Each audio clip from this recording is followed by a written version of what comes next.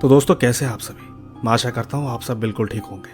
दोस्तों, कहानी आपके सामने फिर हाजिर है। मेरे पास जितनी भी कहानियाँ आती है, मैं चाहता हूँ कि एक एक करके सबकी कहानियों को आपके पास पहुँचाता रहूँ। बस इसीलिए मैं लगातार कहानियाँ बनाने में लगा हुआ हूँ। और हाँ, एक बात और, अगर आप पहली बार मेरी आवाज़ सुन रहे हैं और पहली बार ही मेरे इस चैनल पर आए हैं, तो कहानियाँ सुनने से पहले चैनल को सब्सक्राइब ज़रूर कीजिएगा। साथ ही अगर आप ये चाहते हैं कि मैं आपकी कहानियों को अपनी आवाज़ दूँ, तो कहानियाँ सुनने के बाद आप मुझे इंस्टाग्राम पर मैसेज कर सकते हैं। मेरी आईडी है महेश आर्या यूट्यूबर। कहानियों के बाद मैं आपको वहीं पर मिलूँगा। तो ठीक बिना देरी किए जल्दी से अपने अपने हेडफोन लगाएं और शुरू हो जाए मेरे यानी महेश के साथ।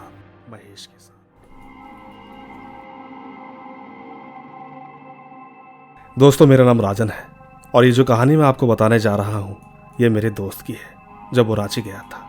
इस कहानी में मैं उसका नाम नहीं ले सकता क्योंकि उसने मुझे कसम दी है। सच बात तो यह है कि वो आज भी बहुत डरता है जो कुछ उसके साथ हुआ था। सभी को बता दूं कि मैंने सर की सारी स्टोरी सुनी है। मुझे इनकी आवाज़ में कहानियाँ सुनना बहुत अच्छा लगता है। मैं हर रात को इनकी स्टोरी सुनकर ही सोता हूँ। और ठीक जब मेरे दोस्त ने मुझे अपनी आप बीती बताई, वो मुझे सर की याद आई। मुझे लगा कि उनके साथ ये कहानी शेयर करनी चाहिए। और जैसा कि सर सभी से कहते हैं कि वो सभी की स्टोरी को अपनी आवाज़ देंगे, इसलिए मैं उम्मीद करूँगा कि वो मेरी कहानी जल्दी ही लाएंगे। अब मैं आपको अपने दोस्त के पॉइंट ऑफ व्यू से सुनाता हूँ। दोस्तों, मैं अपना नाम नहीं बताना चाहता, लेकिन जो कुछ भी आपके साथ साझा करने जा रहा हूँ वो बिल्कुल सच्चा है। मैं आज भी सोचकर चौंक जाता हूँ कि क्या सचमुच मेरे साथ ये सब हुआ था। ये बात आज से करीब 3 साल पहले की है, जब मैं रांची के एक पुराने हिस्से में किराए के मकान में रहने गया था। दोस्तों, वो मकान बाहर से तो ठीक ठाक दिखता था, लेकिन अंदर घुसते ही एक अजीब सी सीलन की बदबू और सन्नाटा जान पड़ता था। मकान मालिक ने बताया था कि ऊपर की मंजिल पर कोई नहीं रहता।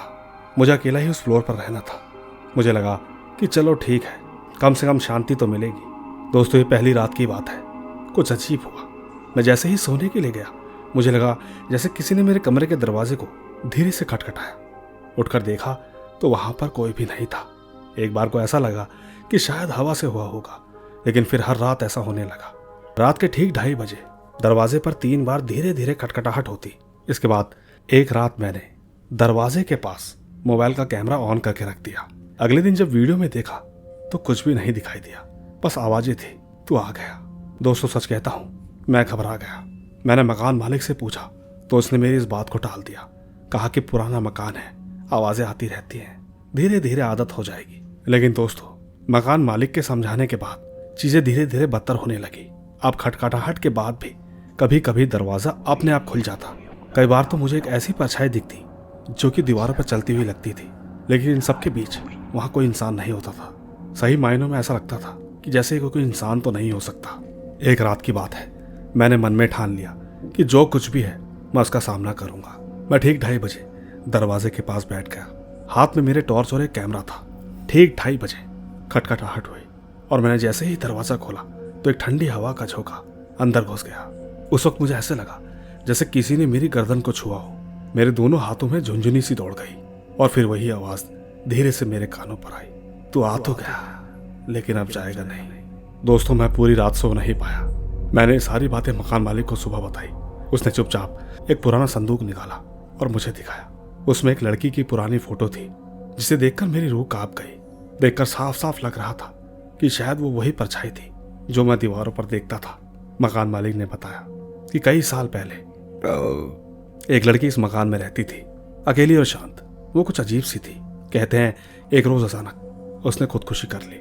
बाद में पता चला कि जिस लड़के से वो प्यार करती थी, वो लड़का उसे छोड़कर चला गया था। हाँ, उसने मरने से पहले एक डायरी में लिखा था कि अगर वो मुझसे जुदा हुआ है तो उसकी आत्मा भी कभी आजाद नहीं होगी। दोस्तों, सच कहता हूँ, ये सब सुनकर मैं पसीने पसीने हो गया। फिर मुझे अचानक ध्यान आया कि उस लड़की का नाम भी वही था जो मेरी पुरानी गर्लफ्रेंड का था। मुझे समझ नहीं आ रहा था कि ये संजोग था या कुछ और। मैंने ठीक उसी रात मकान छोड़ने की ठान ली। पैकिंग करते वक्त एक किताब अपने आप सेल्फ से गिर गई। किताब के पन्नों के बीच में एक पुराना पत्र निकला जिसमें किसी राहुल का नाम लिखा था। दोस्तों, मेरा असली नाम भी यही है। उसमें लिखा था कि अगर तू मुझसे दूर गया तो तुझे चैन से जीने नहीं दूंगी। मेरे साथ ही तुझे रहना होगा हमेशा के लिए। दोस्तों, आप यकीन भी नहीं करोगे, मेरी रूह कांप उठी। मैं उसी समय वहां से निकल गया। लेकिन इतना सब होने के बाद कहानी यहीं खत्म नहीं हुई। आज 3 साल बाद भी जब भी मैं अकेला होता हूँ तो वही खटखटाहट सुनाई देती है।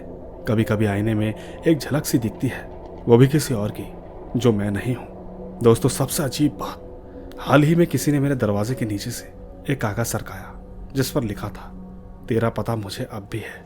दोस्तों, मैं नहीं जानता ये सब मेरा वहम है या सच, लेकिन जो कुछ भी हुआ उसने मेरी जिंदगी हमेशा के लिए बदल दी।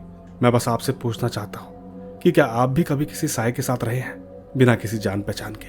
बस इतनी ही थी मेरी कहानी। दोस्तों, मैं राजन। ये सब आपको बताने के बाद मैंने फैसला किया है कि मैं उस जगह रांची में जाऊंगा और रहूंगा।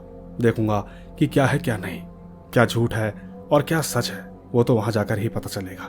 नहीं मालूम कि मेरे दोस्त के साथ ही ऐसा क्यों हुआ। आखिरकार वहां ऐसा कौन है? मैं जल्द ही वहां जाकर ये सब पता करता हूँ और इसके आगे की कहानी मैं आपके साथ जरूर शेयर करूंगा। बस आप सब दुआ कीजिएगा कि मैं अच्छे से वापस आ जाऊं। तो दोस्तों, सुनिए आपने, ये थी राजन कुमार के दोस्त की कहानी।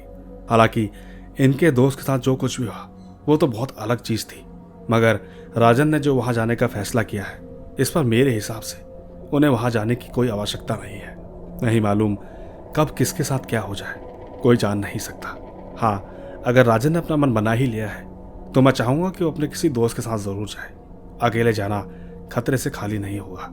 बाकी दोस्तों, आपको कहानी कैसी लगी नीचे कमेंट जरूर कीजिएगा, क्योंकि मैं ले चलता हूं आपको अगली कहानी की ओर। आइए सुनते हैं।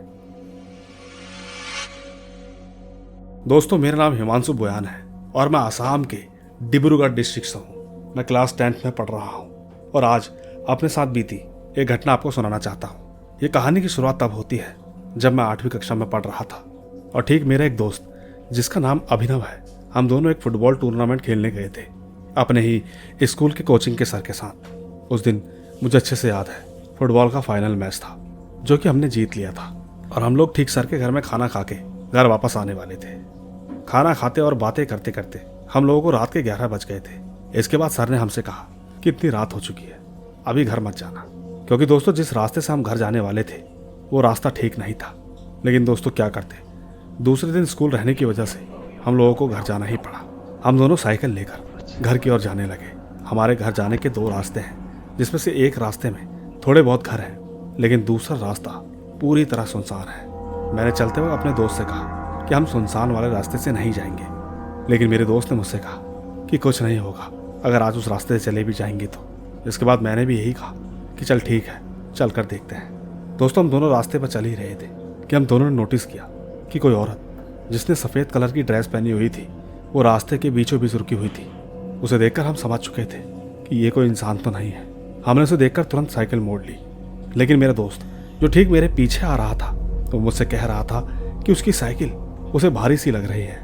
मैंने जैसे ही पीछे पलट कर देखा तो वहां पर कोई भी नहीं था। दोस्तों, उस रात हम दोनों आराम से अपने घर पहुंच गए, लेकिन मेरा दोस्त दूसरे दिन कुछ अजीब सा हो गया था। वो पूरे दिन रूम में ही रहा, वो स्कूल भी नहीं आया। घर जाकर पता किया तो मालूम चला कि वो सुबह से कमरे में ही है। उस दिन मुझे किसी काम की वजह से उसके वहां से निकलना पड़ा, लेकिन पता चला कि रात को वो घर के ऊपर जाकर कुछ बड़बड़ा रहा था। दोस्तों, धीरे धीरे उसकी तबीयत दिन पर दिन खराब होती चली गई, यहाँ तक कि एक दिन उसने अपनी जान लेने की भी कोशिश की। ठीक उसी दिन मेरी माँ ने मुझसे पूछा कि तुम्हें इस बारे में कुछ पता है तो मुझे बताओ। दोस्तों, मैंने माँ को सब कुछ बता दिया, जिसके बाद वो एक तांत्रिक से मिली और तांत्रिक ने उनसे पूछा। तांत्रिक तुरंत ही मेरे दोस्त के घर पर पहुंच गया। तांत्रिक ने जैसे ही मंत्र मारकर उससे पूछा कि बता कौन है तू, तो अचानक मेरा दोस्त बोलने लगा, कहने लगा कि मेरा नाम अंजुमा है और मुझे ये लड़का पसंद आ गया है। तांत्रिक ने तुरंत कहा कि अच्छा, इसे छोड़ने का क्या लेगी। तांत्रिक ने सबको बाहर जाने के लिए बोला और थोड़ी देर बाद खुद भी बाहर आ गए। उनके हाथ में एक लाल पुड़िया थी। उन्होंने कहा कि इसको 2 दिन तक बाहर मत भेजना और इस पुड़िया को किसी नदी में फेंक दो। दोस्तों, तांत्रिक ने जो कहा हमने सब कुछ वैसा ही किया। तब जाकर मेरा दोस्त ठीक हुआ। सच कहता हूँ, इन सब के बाद से मेरा दोस्त आज बिल्कुल ठीक है। बस इतनी ही थी मेरी दोस्त की कहानी। तो दोस्तों, सुनिए आपने हिमांशु जी की कहानी। दोस्तों, गांव के इलाकों में अक्सर ऐसा होता है, वहां पर चीजें कब इंसान के पीछे लग जाती हैं मालूम नहीं चलता। कहते हैं कि कई बार अगर हम रास्ते में डर जाएं तो भी हमारे पीछे कोई साए लग जाते हैं। पर खैर, इन चीज़ों का इलाज करने के लिए आज भी हमारे बड़े बुजुर्ग मौजूद रहते हैं। पर एक बात हमेशा ध्यान रखिएगा, जब किसी काम को करने के लिए कोई मना करता है और उस वक्त समय भी ठीक नहीं होता, तो हमें उस बात पर ध्यान देना चाहिए।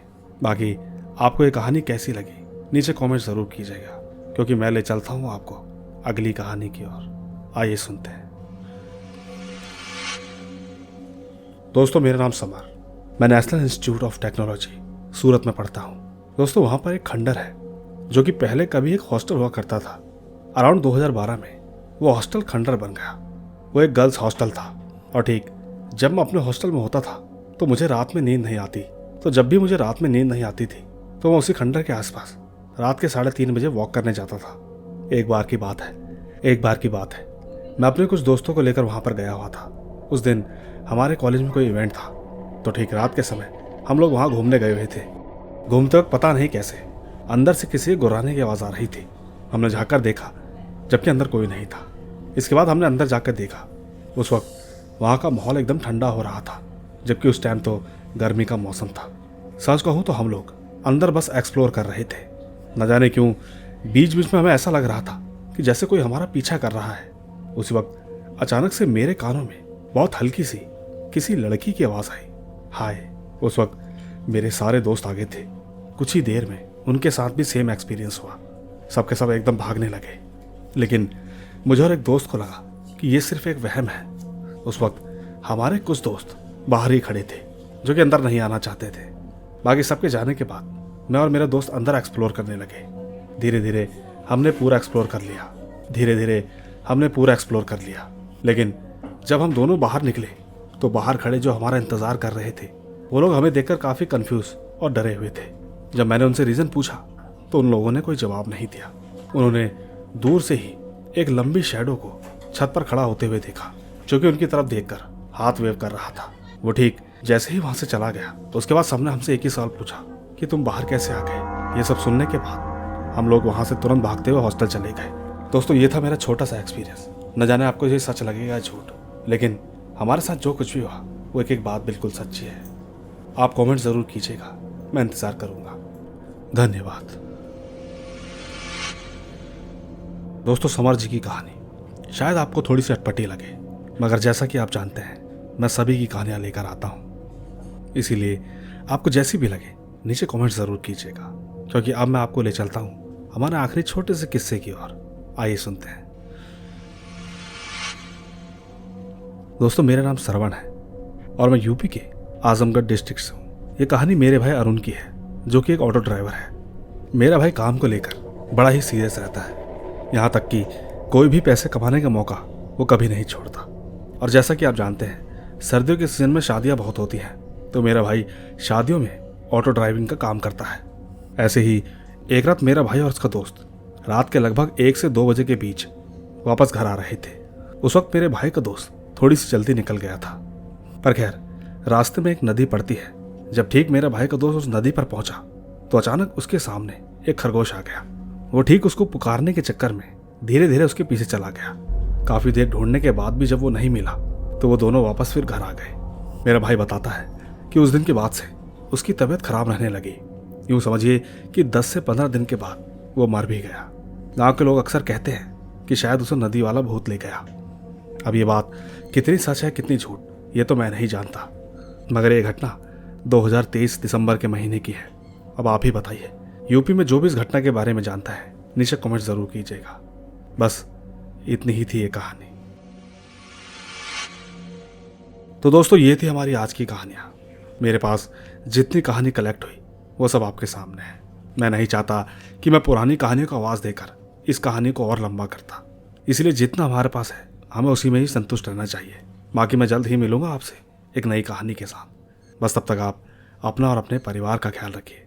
चलता हूँ, बाय बाय।